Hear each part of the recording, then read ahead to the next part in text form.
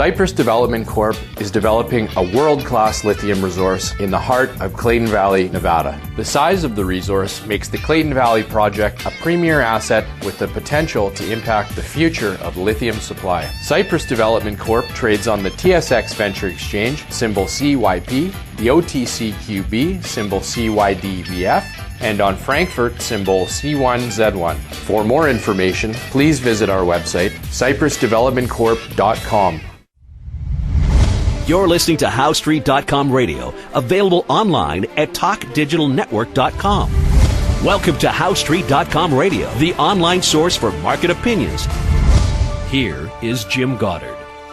My guest is Stewart Muir, Executive Director of the Resource Works Society. His website, resourceworks.com. Welcome back to the show, Stewart. Thank you, Jim. Stewart, BC is the first Canadian province to recognize the UN treaty or agreement on Aboriginal rights. Is this good or bad news for the province? Are there pitfalls and are there positive points? Oh, great question. You know, it's overdue that in a country, First Nations have been long overdue in seeing some of the rights that they are entitled to be fully recognized. And if you take Canadians as a people, we have an enviable lifestyle, probably number 6 or so in the world, depending on the measurement you want to take. But the First Nations in Canada, the Indigenous people, have a lifestyle that's more like 65th in the world. And we've got to close that gap. That's something that the National Chief, Perry Bellegarde, said to me recently when I interviewed him. And I think the steps that are happening now in British Columbia and across Canada to address this in ways that are more meaningful, that are lasting, that are rooted in law, are really starting to come into play now. And this week was a historic one in BC, Bill 41, to implement the principles of the declaration from the UN into our laws, passed the legislature, received royal assent. So now we're moving pretty soon into a whole new era. Exactly what it looks like, well, we don't really know details. Will there be a veto on things that First Nations hold or won't there? That's one of the topics a lot of people are talking about. But I think more importantly is, will it let First Nations achieve the resiliency and the ability to determine how they want to live? So really they have the same freedoms as everyone else. I think that's the bigger question here. Now, of course, in British Columbia and Western Canada in general, natural resources are a big part of our glorious wealth. Is there a way to make sure that First Nations people are included in that wealth? Well, if you look at what's been evolving over the past few years, very quietly with industry and First Nations, there has been a shift in how projects get built. It used to be that a government somewhere or a company somewhere would decide what they wanted to do, and then they would go and do it. And that's how a lot of things happened in the past. It's obviously not how they need to be in future. And BC has been a little bit futuristic in how some things have been happening, a lot of things actually in recent years. You could point to things like YVR's relationship with the Musqueam in terms of land use. You could look at things like the Trans Mountain Pipeline and the historic number of First Nations that are signed up to support that, receiving benefits for their communities. You can look at LNG in both the south and the north coast in terms of how pretty pioneering approaches to making sure everything's as it should be have been embraced by First Nations and by companies, driven by government's need to make sure that this gets done right. So I think BC, particularly because it's a province with very few treaties in place, it's had to work harder in order to create the conditions for this success. And so when you say, well, can such a place survive in this new era where we have this more formal approach to it? I think the answer is yes, because companies have already been showing for years now that it's possible to do this. So another significant feature right now is that others in Canada will be following BC's footsteps, just like BC was the first place in the world and Canada to have a carbon tax. 10 years later, the country nationally follows. And with UNDRIP, I think we're going to see within a very short time that the federal government puts it back on the agenda. They had it on the agenda, it fell off, but I think it's coming back on. Other jurisdictions within the country, for example, Northwest Territories, will be following along with this very soon. So I think BC has been a leader out front in implementing this. Is it a myth that most Aboriginals are against natural resource development? In my experience, it's absolutely a myth, because where I travel all around BC, I have encountered First Nations leaders, Métis leaders who really want to have a way out of poverty. They want to see an end to unemployment. They want to see an end to some of the tragic circumstances that affect the youth of the province who are Aboriginal. And the only way to do that is to give hope and create prosperity. How do you do that when you live on the rural land base? If you're in a remote community, often there aren't a lot of choices when it comes to what's my job going to be if you also want to stay on your traditional ancestral lands. So how do you engage in the rural economy that is based on mostly things like natural resources, tourism, clean energy? I mean, there's a lot going on out there, but not as many jobs, obviously, as in the cities. So that's why First Nations, I think, if you take the industry of mining, that's the highest employer in the country of Indigenous Canadians, generally speaking, because those mines and supporting activity are not in the cities. And the same is true of things like salmon farming. That's a great example. Salmon farming creates year-round jobs that are very high-paying, and they're located almost always in fairly remote areas.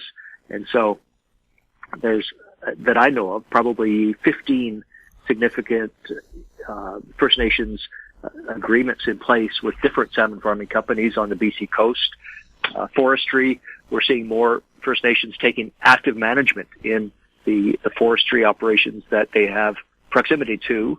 And I think that's been a win-win, because it allows the sawmills and the other users of logs to continue to do business, and it allows the First Nations communities to have year-round gainful employment. We'll have more with Stewart Muir right after this.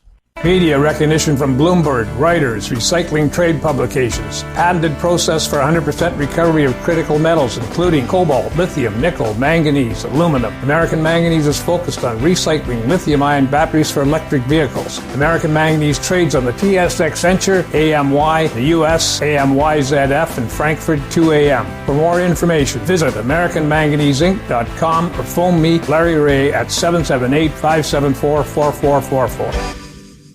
Avon Resources Limited is a gold exploration company with significant projects in British Columbia and the Yukon, trading on the TSX Venture Exchange, symbol ABN, and the OTCQB, symbol ABNAF. Surrounded by world-class gold deposits and mines, Avon's 23,000 hectares Forest Kerr Gold Project is located in the heart of the Golden Triangle in northwestern BC. For more information, visit us at avonresources.com. Welcome back. We're speaking with Stewart Muir. Stewart, is it a scary proposition that the federal Liberals seem to be against fish farms as they're currently set up in British Columbia, and how important is fish farming to the province's economy? Yeah, well, fish farming, and specifically salmon farming as it's done today in BC, is a super significant part of the economy when you consider it's the source of our largest agricultural export. The fish that's raised on the coast, it goes fresh and frozen straight to market. Not many people know this, but at YVR, Vancouver's airport, the largest freight commodity or product that passes through that airport is actually, believe it or not, farmed salmon. It gets a lot of it to the U.S., to the east coast of the USA. Some of it goes to Asia, where there's all kinds of demand for high quality seafood like is produced on the coast. I've been to a aquaculture expo on Vancouver Island where you could see the buyers were coming in from all over Asia because they seem to appreciate what we can raise in these cool North Pacific waters. big market for that. And so when you see the federal government having made, I think during the recent federal election, a rather rash promise to eradicate salmon farming, that was taken, that was a big surprise to the industry. The government say, well, we don't want to eradicate it, but what they're proposing is to move it onto land by 2025. So that's only 5 years, which is a very, very short time when you're talking about major investments of capital into any industry. 5 years is a nanosecond, and you can't expect people to make, easy decisions in such a time. So aggressive timeline, but also the idea that it's possible to make such a shift. Right now, salmon are raised almost in all cases in net pens in the ocean, and the lobbyists behind this federal government promise want to see it moved onto land into tanks and things like that, which is just not viable. There's speculators who are selling solutions which they claim could allow that, but nowhere on the face of the planet is anyone raising large numbers of salmon successfully on land. It's just costly, all sorts of technological barriers to it. Maybe one day, but it takes a lot of energy, and we're trying to use less energy now, so I don't know how you would do that. However, the salmon farmers are nothing if not resourceful. They're looking at all kinds of interesting ways to address perceptions about their industry, also realities about the industry. It always requires a lot of management. You've got to get the details right. The salmon farmers in BC have, in the last 20 years, especially the last 10 years, I think they've advanced the science, the use of all kinds of greener processes to make sure that they've got healthy salmon, that wild salmon that, of course, swim by the farms are able to do so in a way that doesn't harm them. And I've spoken to many fishery scientists who, whenever I ask them this question, are those wild salmon okay around salmon farms, they say we have no evidence that they come to harm from this. And I think there's a lot of hype around some of the fears there that aren't based on current realities. But it's an industry that employs a lot of people. It creates a lot of healthy protein for people who need it. We could go and fish wild stocks for the fish that people eat, or we could raise them. I think we don't go hunting every weekend to fill our freezer so we can eat meat during the week. We go to the supermarket and get farm-raised beef or whatever you like. And there's a double standard when it comes to fish. I think if we really care about protecting the oceans over the long term, we have to be looking at that soundly practiced, environmentally sound farming of fish in order to take the pressure off the stocks. Well, I was thinking, some people say, look at the fish waste that accumulates on the ocean bottom. How about just kind of vacuuming that up and then marketing that fish guano as fertilizer? Well, that's a great idea. And don't forget that fish have been swimming around for tens or hundreds of millions of years in the ocean, and we haven't had a problem with fish sewage to date.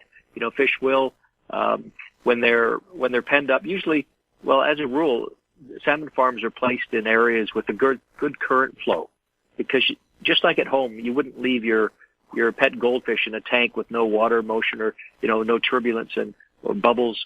You've got that little circulator in there so that the fish get some air. It's the same in the ocean. They put them in a place where there's current, fresh water coming through. It also makes sure that they are exercising all the time, swimming in that current. And that current is just keeping things pretty clean. And I've heard different stories, pretty alarmist ones about fish poop on the bottom. Well, hey, it's the ocean. It's got a lot of fish in it, and they're pooping all the time. So I don't think that's on the list of humanity's concerns, very, very close to the top, frankly, Jim. Also, what about the risk that escaped salmon would have to the wild salmon population? Is that a real worry? Well, probably in the last 80, 90 years, there's been a number of attempts to introduce Atlantic salmon to streams, rivers on the Pacific coast. And that was back in the day. That was in 1930s when sports anglers thought that that would be a good idea.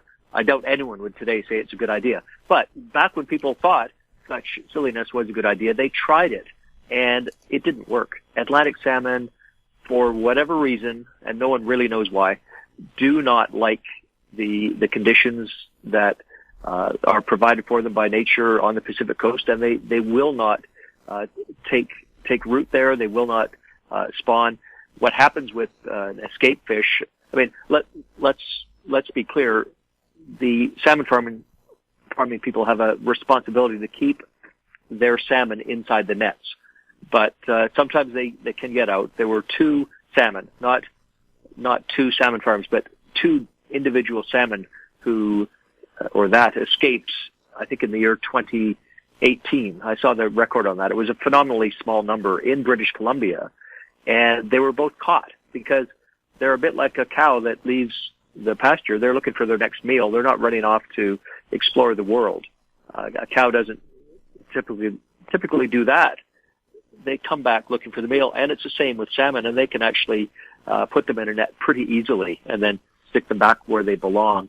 But even if they do get away, they basically have no survival instincts or hunting instincts for the wild, and they unfortunately for them, as individual fish, they don't thrive. They have a pretty lousy time, but also they don't encroach on the wild salmon systems that we've got here. There's no evidence ever produced at all of this being a harm.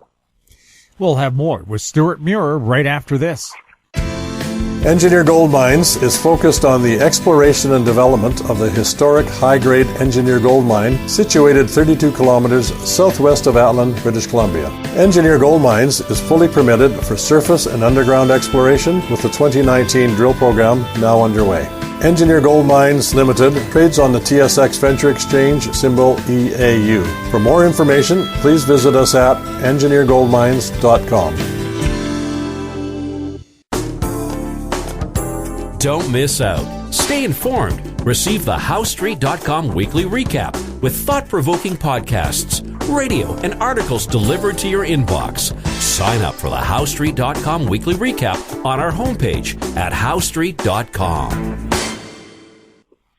Welcome back. We're speaking with Stewart Muir. Stewart, you're just back from London where they had a big international LNG conference. What was the big take from this meeting of minds about LNG from around the planet? Well, here's what's going on globally. Not that anyone doesn't know about the problem of climate change, but all humanity, every country in the world is right now trying in different ways to reduce its carbon footprint so that there are fewer GHG emissions, so that the pace of climate change is slowed. There's, of course, a variety of effectiveness in what different countries are doing. The most effective thing we can do in Canada is to be part of that by providing lower emissions fuels, because we are a storehouse, you might say, of such products. And one of them is natural gas. It is half of the emissions of alternatives. It is a fuel that is sought after in Asia. That's why we have the great big LNG Canada project being built, $40 billion project in the northwest of the province. That's why we've got the smaller but still important wood fiber LNG project coming up near Squamish. And it's why there's interest in looking eastward to Europe to do the same thing for the Europeans as BC is doing. So I, this week, was out in London, England to speak to investors, financial people who are curious about what's going on with Canadian LNG. They've heard a little bit about what's going on in BC because it's probably 7-8 years now since the LNG story started here. It takes a while to develop these things. Now we're starting to see interest in a couple of LNG plants on the East Coast in Nova Scotia. And there's interest in New Brunswick and being part of that. So at Canada House, which is the home of the Canadian High Commission, or national representatives in London, I was part of this event, and I had a chance to share some of the knowledge that I have about how we've been able to approach this opportunity. But the big thing, I mean, back to my first point, that this is about ultimately climate change, people wanting to have access to a reliable, affordable, cleaner solution that will let them power their economies. And you've got countries, particularly like Poland, Germany, who are taking a sniff at Canadian LNG. They're actively engaged. There are some serious agreements in place and projects being developed that would get natural gas in a pipeline from Alberta and BC, maybe Saskatchewan, get it out to the East Coast so it can be frozen into a liquid and poured onto ships, then take it to where it's needed, where it would be regasified and put into their energy systems for use there. And this is just an urgent priority. No one can afford to take no action on this. And at the same time, we talk about energy transition. I think there's kind of an expectation that at the flip of a switch, we will move to a zero carbon energy system. Right now, there's very speculative solutions and promises, but when it comes to actual reliable action, doing things that are within reach, like LNG, are the most effective way to make a difference. So, this event, we drew about 200 people. There were so many questions. People are super interested. And another thing they like about Canada is it's a stable place. It's not Russia. A lot of the gas in Europe comes from Russia. And, if you had to choose between being reliant on just Russian gas or having a choice between Russian and other ones, gives you a bit of negotiating power. And I think they appreciate that. Plus Canadian gas, a lot of it has got particular qualities where it's lower in its CO2 content. It's got fewer impurities. Not all our gas has that, but quite a bit of it has got that going for it just because of the luck of geology. So overall, I think we've got a good, solid opportunity. I shared a stage with one of the First Nations leaders from Northwest BC who spoke, I thought, movingly for this group of why First Nations are so interested in being part of that global move to cleaner energy, and left them very impressed. A lot of people wanted to talk to Karen Ogan Taves from the First Nations LNG Alliance, who was there. So it was I think an eye-opener for the world of high finance in London to discover what's going on here with LNG.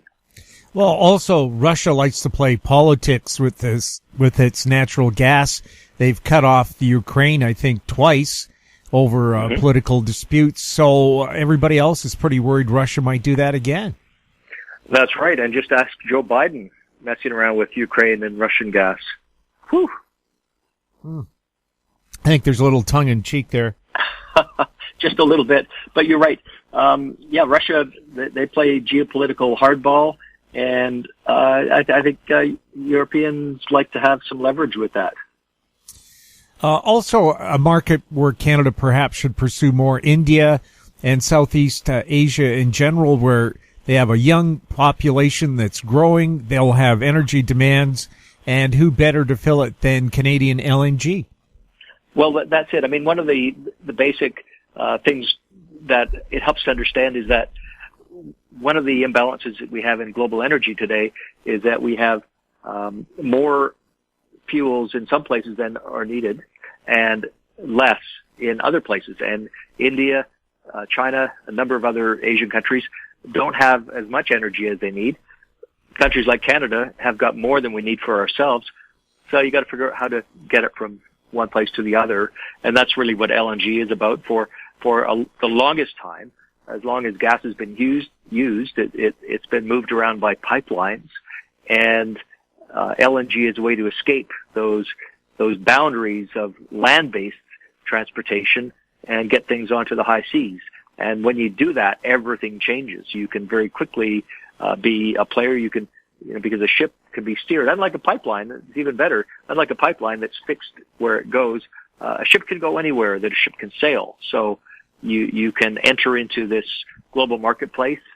There's other countries that are doing this, but it's one thing to have the potential for gas development and to actually have an active, fully developed gas industry, which is what we have here in British Columbia and Canada. We've got a mature industry. It's taken decades to develop. Everything's been done right. We've got the rules and regulations. that we can safely explore for and extract those gas assets. So it's just a perfect opportunity for us, and it's the right time because people need to start making an impact on their emissions and do it pretty quickly. Did Quebec learn anything with their propane shortage caused by the rail strike, and how a natural gas pipeline would make sure that didn't happen? Well, one would hope that they learned something from it. I think when you look at the opinion polls and what some Quebec politicians are fond of saying, I find that there's a bit of a gap there. I think the average Quebecer is actually very supportive of gas pipelines, and for that matter, oil pipelines too. But when it comes to the Bloc or the Parti Québécois, you've got this disconnect where you've got the leadership. They want to seem to be holier than thou. You know, I was in Montreal not long ago. You'd think that they don't use any fossil fuels in Montreal. Well, you go past any building, you look at the pipes coming out of the ground, they've got a gas meter. What's with that? That's gas they're using. You look at what people are driving. They're driving bigger cars. They've got SUVs, more and more, just like everywhere else in Canada. There's a consumer preference there. There's a disconnect between what the politicians are saying and this kind of sneering attitude in some cases, unfortunately, towards Alberta, which is very provocative. Albertans, I think, don't know what to make of it, and they aren't reacting that well. I think Quebec could do a service to national unity by showing a lot more respect to the places that provide energy that they themselves consume enthusiastically. You go to anywhere this time of year onward in the Caribbean, and if you see Canadians, it's as likely they're speaking French as English. Quebecers love their sunny breaks like the rest of Canada does. Well, they're not going there by canoe, are they? They're flying down, and it's a reality of consumer choice. It's also something. It's a challenge for them. So I think for the sake of Canada, the sensible people of Quebec should stand up to the political extremists and rein them in a little bit because they know what's going on. Stewart, thank you so much for chatting with us. Thank you, Jim. My guest has been Stewart Muir, Executive Director of the Resource Works Society. His website, resourceworks.com. His Twitter handle, at SJ Muir. If you have any questions for Stewart or any of our other guests, you can send them to info@howstreet.com. Our very popular YouTube channel is Talk Digital Network. Find us on Twitter at HowStreet. We're also on Facebook. I'm Jim Goddard. Thank you for listening. Comments made on HowStreet.com radio are an expression of opinion only and should not be construed in any matter whatsoever as recommendations to buy or sell any financial instrument at any time. Available online at TalkDigitalNetwork.com. HowStreet.com radio is a production of HowStreet Media Incorporated.